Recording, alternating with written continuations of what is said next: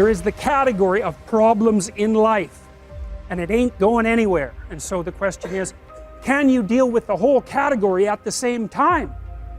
That's the thing. That's how to be in the world, is to deal with that category all at the same time. And so how did human beings, what did they come up with as a solution? And that's so cool too, because the solution they come up with not only was the heroism that allows you to approach what you're terrified by and what you find offensive and to learn from it, but also the idea of sacrifice, and that was played out by cultures everywhere, including human sacrifice.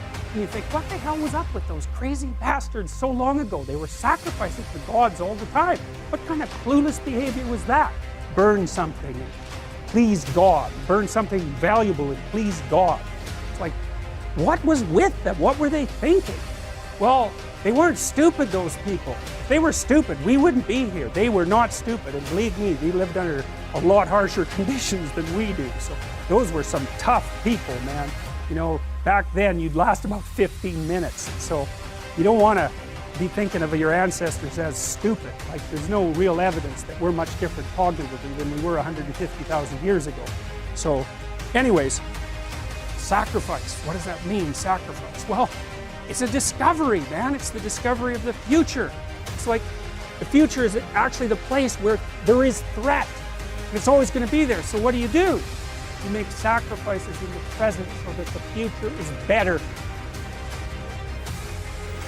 Time is short. What is your life? It's even a vapor that appeareth for a little time and then vanisheth away.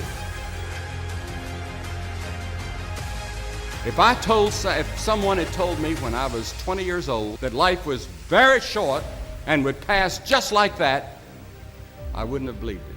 And if I tell you that, you don't believe it either. I cannot get young people to understand how brief life is, how quickly it passes. It seems like yesterday I was in school.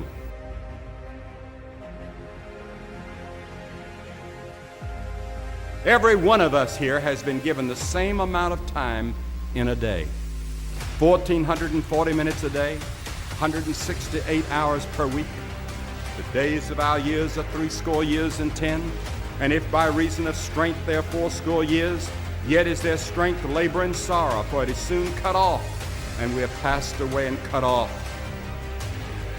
70 years God allows us. And it's interesting to me, with all of our medical science, we've never passed that magic mark. The average American male today lives 70 years and 4 months. The average female, 73 years and 6 months. More people live to be 70, but the average age of an American is still 70, as taught in the scriptures. Now, 70 years God allows us. Let's think a moment. What do we do with those 70 years? The first 15 are spent in childhood, and then 20 years we sleep. And then the last 5 years, physical limitations are curtailing your activities. They haven't curtailed mine yet, but my 5th year till 70 starts next year. Only 30 years left, and part of that time must be spent in eating meals, working, and figuring out your income tax, things like that.